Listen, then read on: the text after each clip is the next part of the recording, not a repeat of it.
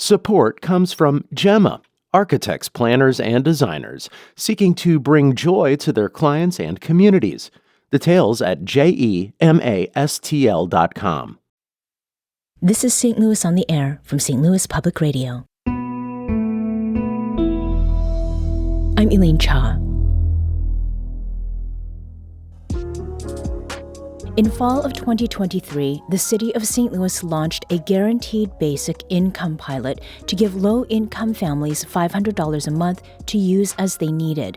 It was one among many such programs in the U.S., but it became the only one to be halted by a lawsuit that challenged the legality of the city's making cash payments of public funds to residents. The St. Louis pilot did resume and concluded this summer. Research that was built into the pilot was released last month, and its results indicate two things. First, that the Guaranteed Basic Income Program reduced participants' economic hardship and food insecurity, increased savings and financial health, and boosted well-being. It also showed that the pause in support had immediate negative effects.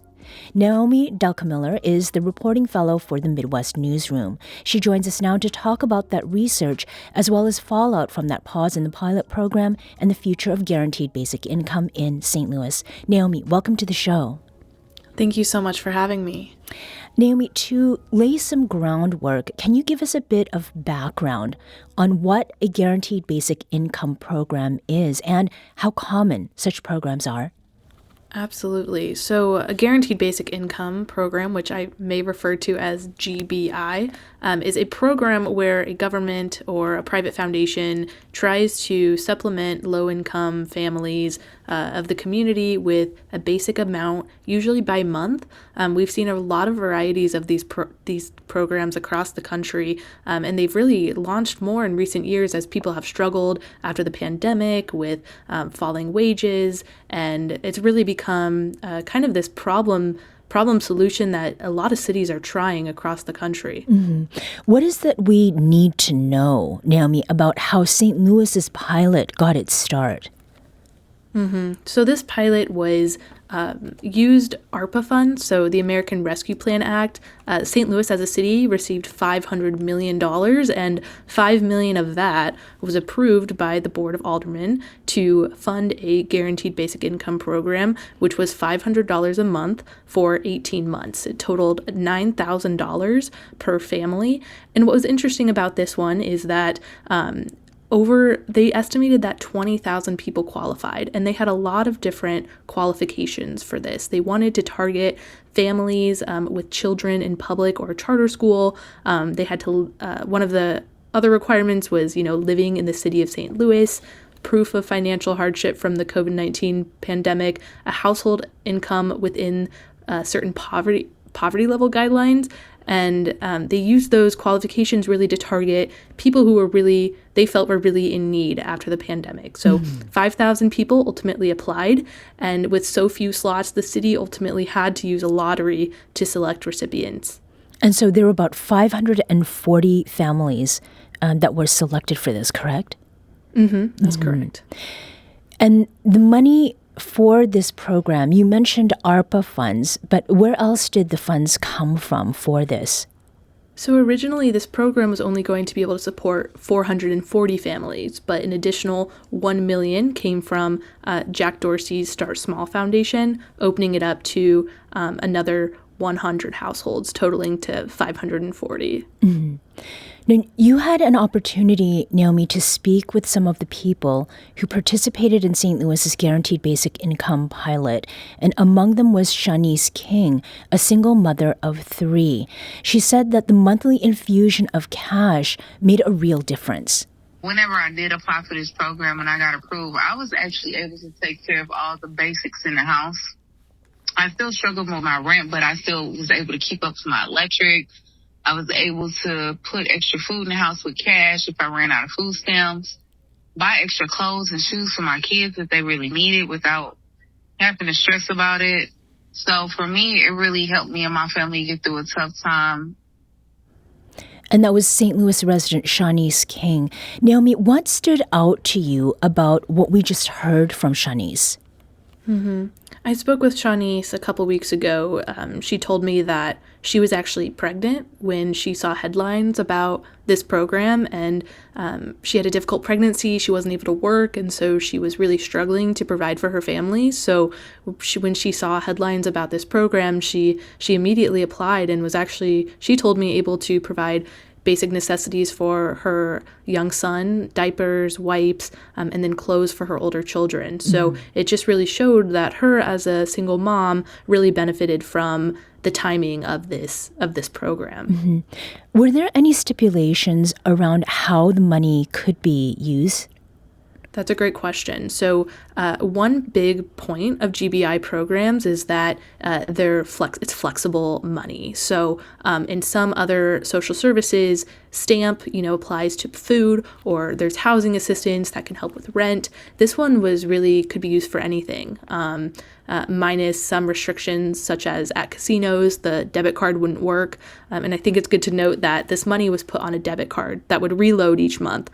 So if you had an issue with your car one month, that money could go there, or say the next month you needed to get some more resources for your kid in school. It could be used on all sorts of different things. And what I heard from participants is that flexibility was so beneficial, and they haven't really been able to find any sort of program to help them in the same way since payments stopped. And it really sounds like they were given a great deal of autonomy in deciding how they would use the funds. While the program itself ended in May, research that was built into it was released, some months later, and it was just last month, in fact. Talk with us about that research, which was conducted by evaluators at WashU's Brown School of Social Work, and some of its top-line findings. The findings, so what's really important to note about this program as well is that this research was part of the program from the beginning. It was a main point of this program to get good, solid research out of it in case city leaders ever wanted to try or initiate new programs. They wanted to have data to draw on and say, this is what happened when we tried it as a pilot. So that was really interesting as well, just that it was really embedded in everything that they did. So researchers that I talked to really had a hand in this from the beginning, and they had great access to participants. They did interviews throughout the program quarterly. They had access to credit score records and spending records, and all of that really coalesces into the 3 briefs that were published today. Actually, they were finished in November, and I was able to have a early look at them and talk to researchers and program managers. But today they officially were released on St. Louis City website, and all of those briefs are available now to read through as well. Another person you were speaking with was St. Louis Guaranteed Basic Income Program Manager, Rebecca Belleville, and she related the testimonial of a participant who said cash that came through the pilot was life-saving. There were participant stories in the research that came out that were very difficult to process. One parent said that this program kept their child alive because they had very expensive medication that wasn't covered in any other capacity. That was very hard to hear. The fact that this arbitrary program was keeping a child alive. And that was Rebecca Belleville, again, program manager for the St. Louis Guaranteed Basic Income Program. Now, there's clearly emotion in Rebecca Belleville's voice. What else did you learn about how participants use their GBI funds, Naomi? Absolutely. I mean, that was a very emotional conversation with Rebecca Belleville. She saw everything from the beginning to the end and is still part of it today. What we saw from other testimonials as well is that, for instance, there was an issue with the St. Louis Public Schools busing. So some of these extra funds were used for parents to be able to get Ubers or Lyfts in order to get their kids to school. We saw it used for a variety of other things as well. So medicine, childcare. We saw it used mostly for food and rent and these basic necessities. And it was very important, again, for these families that I heard to have that flexibility in spending. We're talking with Naomi Delkamiller. She's the Midwest Newsroom's reporting fellow, and we're talking about the research outcomes from St. Louis's Guaranteed Basic Income program. Now, another part of this story is a lawsuit, and this pilot that had been underway and providing monthly cash payments to 540 low-income families for 6 months encountered an obstacle when a lawsuit was filed against the city of St. Louis, Comptroller Darlene Green, Treasurer Adam Lane, and the former Mayor Tishaura Jones. The plaintiffs were represented by a local organization called the Holy Joe Society. Naomi, what can you tell us about this lawsuit, and what was its focus? Yeah, I'll start with the fact that in a lot of these GBI pilot programs, there have been lawsuits across the country. What's interesting about St. Louis is that it was paused in the middle because of a court decision, but it then restarted. So what's very interesting about this look is that we have a very holistic data on the beginning to the end and what happened in that meantime, where other programs have been sued maybe at the beginning and don't even start. So it's a very interesting look at St. Louis here. But what I can tell you about this lawsuit is that 6 months into payments, the Holy Joe Society filed it on behalf of 2 residents. They argued the program violated the state's constitutional restrictions on giving public funds to private individuals. They also argued that the qualifications that I listed earlier in our conversation were against the city charter.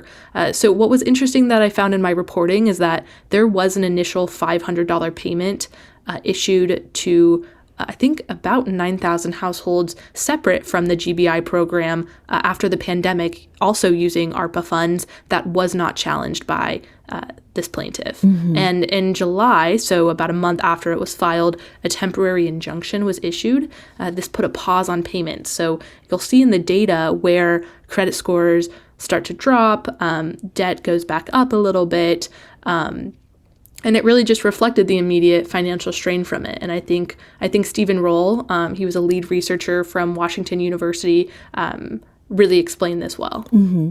And we have some of what Stephen Roll shared about those effects and the injunction's impact on people who, for already several months, had been receiving payments through the pilot. People's financial health was affected immediately, just from this 1 month unexpected payment pause. Within that month, we saw payment delinquencies spike and credit scores start to decline again, reversing some of the progress they made. And I think that really speaks to, the fact that for a lot of these folks, they're living incredibly precarious economic lives. Naomi, what was so significant about that finding? I think it just shows, how many people are really just one emergency away from economic distress. And we're seeing that all across the country. Now, the city argued that there was an exception in the Constitution that allowed for a program like this if it was shown to provide a public benefit. And Stephen Roll, who we just heard, actually had testimony for the court to show that this was actually a public benefit, and they estimated that poverty and resources, all of this, cost the city quite a bit of money. But unfortunately, for the defendants, this injunction did hold, causing a pause in the funds. So that's where we saw, for the researchers, for the city, we saw that their efforts were stopped for about a month. And then what happened after that is they reached out to philanthropic foundations that then did step in to continue the program till the end. But we did see that struggle in the middle of the program there, which I think is important to note. Mm-hmm. We noted in the introduction that the Guaranteed Basic Income program, it was undertaken by St. Louis between fall of 2023 and this past May, that it was not unique. There are almost 40 cities across the country that have implemented GBIs. And you also underscored, Naomi, that St. Louis is the only place where a lawsuit actually halted the program before it came to its conclusion.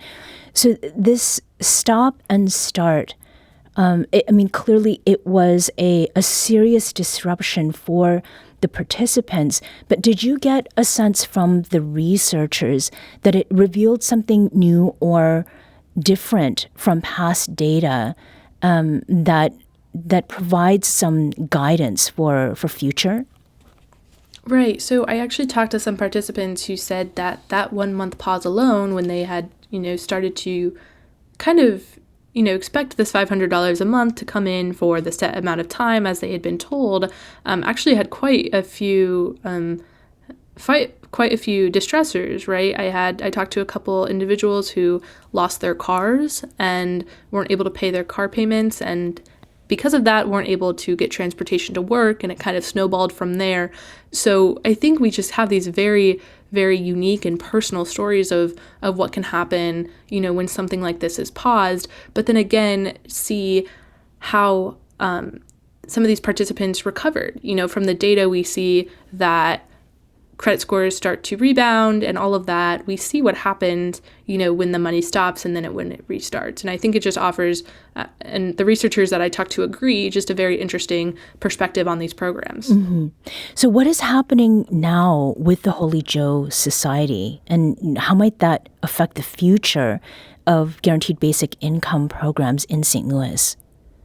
So right now it's a temporary injunction. And as of November 25th, the Holy Joe Society and their attorney filed for a permanent injunction, which would mean that the city would not be able to do programs like this in the future.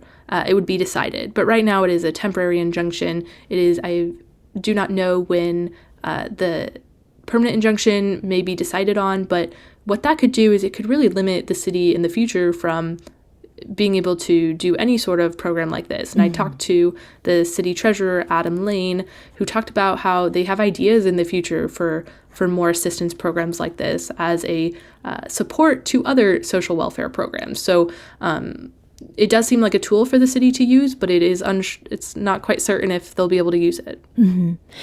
The last part of your story, Naomi, I want to make sure we get to, because it addresses the realities that some of the GBI participants have faced since the program ended in May. And among them, the EF3 tornado that tore through parts of St. Louis, damaged homes, schools, and businesses.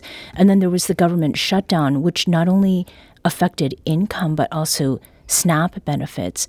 So the GBI program we've been talking about, it was a pilot, and it finished just before a period of what I would call, unique and acute distress. In talking with the researchers and the participants, did you get a sense that they're motivated to see guaranteed basic income become a more permanent or future measure for addressing poverty at the local level? Absolutely. I heard from participants, so again, for the listeners, the payments ended May of 2025. And as we know, that was right before all of these different things happened and really hit these participants hard. A few that I talked to do not have any savings left from the program. Everything had to be used. One lost work for quite a few weeks because they worked in a clinic that was funded by the government. SNAP ran out. There were all these additional distressors. And when I talked to the researchers, they just really highlighted that how many families are really at the mercy of some of these bigger political and environmental issues that are out of their control. Mm-hmm. And I guess their feeling was that these funds can help buffer some of those impacts. Okay. Naomi Delkamiller is the reporting fellow for the Midwest Newsroom. Thank you so much for joining us. Thank you so much.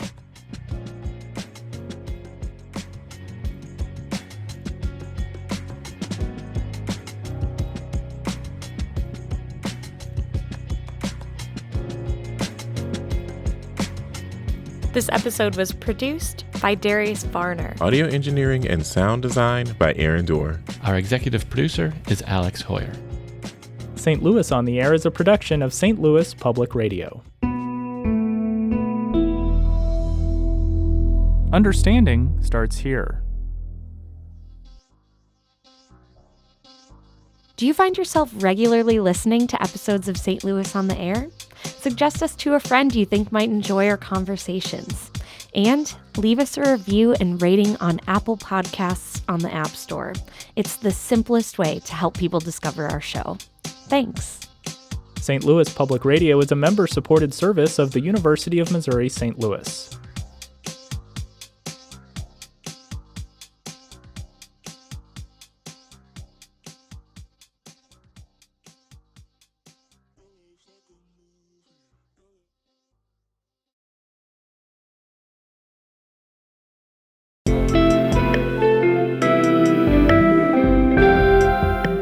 The Gateway brings you the day's news each weekday from around the St. Louis region and the state capitals in Jefferson City. Our schools are accredited.